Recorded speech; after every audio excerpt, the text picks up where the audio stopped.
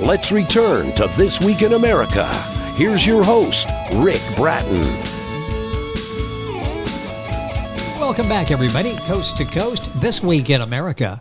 Evangeline Evershine, written by Al Shapiro, is about a bright and curious young girl who wonders where the sun disappears to every night and how it reappears every morning.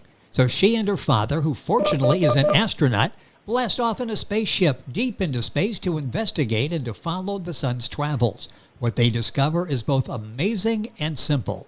Evangeline learns a great deal about the sun, the earth, and space.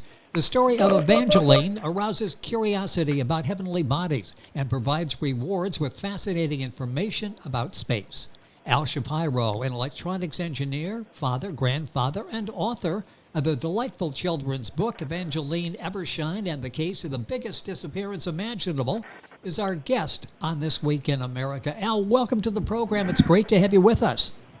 Thank you. It's great to be here. What a wonderful job you've done in writing this book, Evangeline Evershine. It is done so well. Where did the inspiration come from for this book and this particular story that you tell? Well, it's hard to remember what actually inspired me to do it. Well, I know what inspired me to do it, actually. It was my grandchildren, who were, I don't know, somewhere around 7 or 8 years old, twins, and they used to stay with us overnight periodically, whenever they did. My wife and I would read a book to them or read something to them. And I was always interested in what their response was. And I would see what they responded to and how they responded. And I thought something like this would be most interesting to them.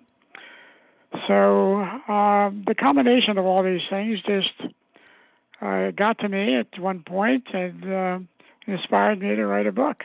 You know, it's amazing, and the book is receiving excellent reviews, being read by families all across the country. You'll find it at Amazon.com, at KingPagesPress.com, the usual places. And if you go to our website, thisweekinamerica.us, you can link on directly to get information on Al's book. The book is Evangeline Evershine and the Case of the Biggest Disappearance Imaginable.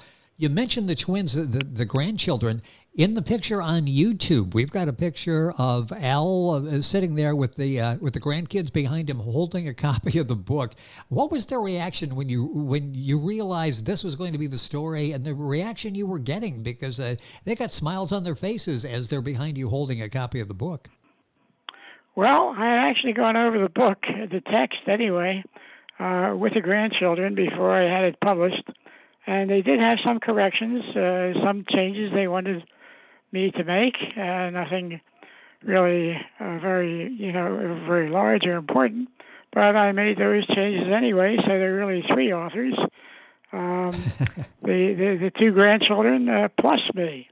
You know, that's interesting. You had sort of your own focus group as you were writing this, and in looking at some of the reviews, there people are like, boy, he's got a real way of capturing how kids this age talk and what they're interested in and their phraseology, how they go about talking. And you basically, this came out of the mouth of the grandkids there. You really captured that. Oh, good. Good. Yep, and people are impressed with that, and it sounds very realistic, the story that you're telling. Evangeline Evershine, our guest, is the author Al Shapiro. Once you write the story, the text is done, boy, the job is just sort of beginning in terms of trying to get illustrations and artwork, and you really did well in finding someone who really brings your story to life. Talk about that, how making sure the artwork, the illustrations complement the writing of your story. Yeah, well, the illustrator, it turned out she was really great. Hannah was really fantastic. And we used to spend, I don't know, once a week or whatever it was, just going over the text and seeing how best to illustrate it. And she picked up on it just so quickly. It was just as if she was traveling through space herself. She understood it, understood what I wanted to get across, and how best to present it for kids. So she really did a very good job. And that was Hannah Gregory that did the artwork, the illustrations, and she really captured the essence of the story. I love the bright, colorful pictures that she has in the book. It really adds to sparking a child's imagination, doesn't it? Because they take your words and give them a whole new level with all of the pictures. It really enhances the story you're telling. Yes, she did a great job. We discussed everything. We discussed her artwork and how best to present it for children so that they would understand it and so that it would capture their interest. When did you start writing this book? I want to talk about the process and how long it took for you once you got the idea to actually holding a copy of Evangeline Evershine in your hands. When did you start writing this? I would guess, and this is only a guess, I would say probably about 2.5 years ago. It took actually one full year to get it published by Page Publishing. Yes. So Hannah Gregory and I were planning the book and writing the book and illustrating the book, I would say a good 6 months before the publication process started. What age group are you trying to appeal to? And I say that knowing that, okay, this is a good story that kids will enjoy, that adults will enjoy reading to them or reading with them, with the children or the grandchildren. Who is the specific age group you have in mind with this? Well, I would think that this would be appealing mostly to children who are in the age group of 4 or 5 up to about 7 or 8. I would say in that general age group. And it brings back memories for parents, too, as they're having the book read to them, or as I say, reading the book, sharing it with the child of what they went through as they're seeing all these amazing things happen in the world and trying to make sense of all of these, like in this case, what happens to the sun? It's gone. Well, wait tomorrow morning. It's right back there. What are some of the themes that you address in the book that are important for children to learn? It's a great story, but there's some lessons behind this as well. What are some of the themes that you wanted to develop in Evangeline Evershine? Well, actually, the themes are really very simple. What makes the sun disappear? The sun doesn't disappear. The sun stays right where it is, right where it always is, doesn't move. But the thing that makes it appear to move is that the Earth rotates. And as the Earth rotates, then at some points during the day, you see the sun, and during the night, you don't see the sun. But it's all because of the rotation of the Earth. And you explain that so well, so you present that. So it's like, yeah, I can fully understand that now. I wondered what was happening, but now I fully understand it. Al Shapiro is our guest on the program. If you're Googling Al, it's Shapiro. Book available, Amazon.com, the usual places. Evangeline Evershine. And go to our website, thisweekinamerica.us. You can link on to Amazon and get information on the book. I mentioned parents a couple of times, and this is a great book to share with the children. What do you hope that parents take away from reading the book? Adult people, whether it's parents or grandparents, in your case, reading a story, what do you hope they enjoy about the story? The reaction of their children, and seeing their children learn something. When you were making, the concepts, the technical concepts are very simple. Yes, very simple. When you were reading, let's go back to even before reading, when you were telling stories to your grandkids when they were little, what was that like when you could actually see the looks on their faces as they were getting involved in the story that the grandpa's telling them? How much fun was that to make up stories and share them with the kids? It was fantastic. It was just so heartwarming. And they would love to come sleep over at our house. They live just 2 miles away, so we're very fortunate in having the grandchildren live so close. And and we just read to them every night before they closed their eyes and went to sleep.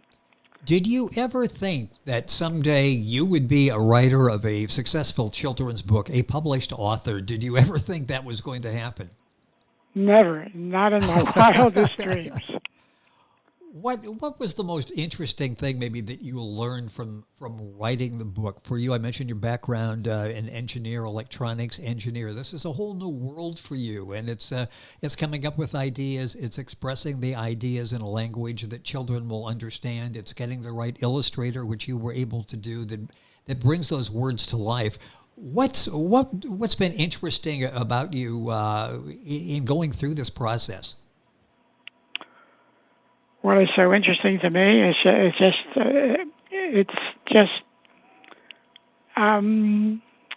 really don't know how to express it. It's just something that came to me, and it's just been very, very pleasant. It's beyond pleasant. It's been very exciting for me to do this. And how about the grandkids? They learn that, okay, Grandpa's going to write this book now, and they're helping you in shaping the text and getting that so everybody's happy with it to turn it into the publisher. When they were there with you, and maybe later, I don't know, when you got copies of the book and opened them, what was it like when you get a copy of Evangeline Evershine for the first time, and there's your book, and the grandkids are there sharing that moment with you? I imagine that's something that will stay with you for life. Well, it will. We'll say with me for life. But as far as the kids are concerned, they just took it as something that a grandfather does or should do. He tells a great story. He writes a great story, publishes a great book as well. And you can have copies for your children, for your grandchildren. Evangeline Evershine, and the case of the biggest disappearance imaginable. Al Shapiro is the author, Shapiro. Book at Amazon, the usual places. KingPagesPress.com as well. What do you think are some of the good elements, the important, strong elements of telling a good story? Not just in book form, but you obviously have been able to capture the kids' attention when they were little and spending the night, wanting to spend the night to get some of Grandpa's stories. What are some of the strong elements in telling a story?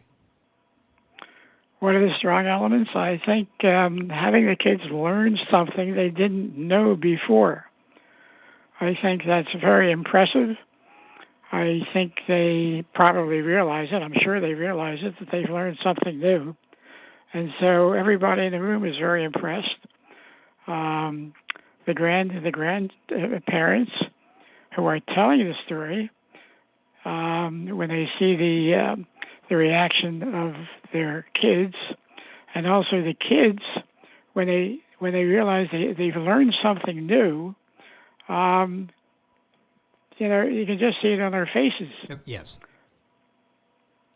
The book is Evangeline Evershine, in the case of the biggest disappearance imaginable. A couple minutes left with the author Al Shapiro. And in talking about this, give me a little background on how you developed the characters. How did you develop Evangeline, for example, and then bring in her dad, who happens to be an astronaut, so they're able to hop on a spaceship and get answers that are quite tangible for Evangeline. How did you develop the characters? Well, let's talk about how I developed the names. I thought, since the book is about sun and sunshine, I thought Evershine would be a good name for the child in the book. And once I had Evershine, then I thought Evangeline goes with it. Same number of syllables, sounds somewhat similar. And so I thought that would be great. And it captures the attention. You bring in the father, and then he's explaining in terms that everybody can understand, especially Evangeline, what happens with the son. Let's talk about, you've published this book. Are you working on others? Do you have other stories? I am. Very yes. good. Well, once I was inspired to write the first book about Evangeline Evershine, it inspired me also to think about what other types of books and stories would also be appealing to children. And so right now, I'm writing another book. This time it'll be about the moon. So I have a whole series planned. So it'll be the sun, the moon, the stars, the planets. I have a whole series planned to do, and it's very exciting. It's a very, very exciting. It's actually like almost a hobby. Oh, yes. Working on a hobby, and this has given me an awful lot of satisfaction. An awful lot. I can tell the satisfaction in your voice of what you've been able to do, and this is just obviously starting many that you'll be able to write. What message? A minute or so left. What message out there would you have for people? I mean, you've stepped out there, successful career. You decide to write a book. You send it out, trying to get published. Along the way, so many people are afraid of rejections, disappointment. Somebody doesn't like it. I can't get a return call to talking to this publisher. What would you offer in terms of this inspiration or messages out there for people that would like to do for the first time a hobby, something they've always wanted to do, like you did in writing? How should they go about it? Should they just go ahead and start? They have to have some inspiration. Too many people, I think, too many people retire and do nothing productive. Yes. They'll do many different things, but not anything productive. But there are some people who do things that are productive, and I think they are rewarded beyond their dreams. I know I'm rewarded having done this. I'm rewarded beyond my dreams. Well, it's just, you've done such an amazing job, and I'm looking at the picture as we're talking. The YouTube version of this is, of course, up on YouTube, and if you go to our website, thisweekinamerica.us, click on videos, and the video will come up, and I love the grandkids in the background holding a copy of the book, and they got big smiles on their faces. This has been such a great family time for, obviously, for you, Al, and for the kids, and bringing the family together and sharing a really special moment in everybody's lives. Thank you so much for being on the program. How are the other books coming? When do you think we'll be able to talk about those? Are you almost finished with any? Well, yes. The next one I would say is about 3/4 finished. Ah, fantastic. Well, I look forward to that, and hopefully we'll have a chance, but we can enjoy what's out there now by Al Shapiro. That's Shapiro. The book is Evangeline Evershine, in the case of the biggest disappearance imaginable. You will love the book. You'll love all the pictures. You'll love the book cover. It's all done first class. The book's out there, and you can pick it up at Amazon, KingPagesPress.com, all the usual places. And if you go to our website, you can link on and get information and actually order the book there as well. Al, it's been a pleasure. Can I make one more comment? Yes, please do. Yeah, although the book is written for children, and I would imagine children would appreciate it. As children will, because they're learning something. But I think because of the subject matter and the facts that are in the book, I think that an awful lot of adults will also enjoy it, and we've certainly given it out to our friends and to relatives and so forth, to the family, and most everybody has enjoyed it. And some of them have actually learned something they didn't know before. I was going to say. So I think even the adults will appreciate it and appreciate how the book is written. Well, it's always good getting sort of a basic scientific explanation of things that we've taken for granted for so many years, and you break it down so well. So this is a great book for family. It's a great book to share with family. The book is Evangeline Evershine, and the case of the biggest disappearance imaginable. Al Shapiro is the author, been our guest on the program today. Information available on our website, thisweekinamerica.us. And we're back on today's program after these messages. This Week in America is online. You can visit our website, thisweekinamerica.us. Scott Pinkerton, associate producer of This Week in America. Jay Anderson, segment producer. Ben Watson, webmaster. Otto Bechet, director of engineering and TV production. This Week in America produced and is a trademark of Blue Funk Broadcasting, LLC. For information on all of our guests and to listen to this week's show, our website again at thisweekinamerica.us. And I'm Sean Bratton, executive producer of This Week in America.